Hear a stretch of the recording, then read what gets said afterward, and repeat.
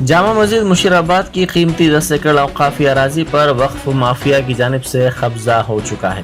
یہ سارا کام وقف انسپکٹر کی لاپرواہی اور وقف مافیا کی کھلی چھوٹ کے نتیجے میں ہوا ہے۔ ایک شخص اس اراضی پر وقف کا کرایہ دار تھا، تاہم بعد ازاں اس نے دھوکے سے اس اراضی کو ایک دوسرے شخص کو فروخت کر دیا، جس نے بلدیہ سے اجازت حاصل کرتے ہوئے اس اراضی پر عمارت تعمیر کر دی۔ یہ سب کام وقف انسپکٹر کی نگرانی میں ہوا۔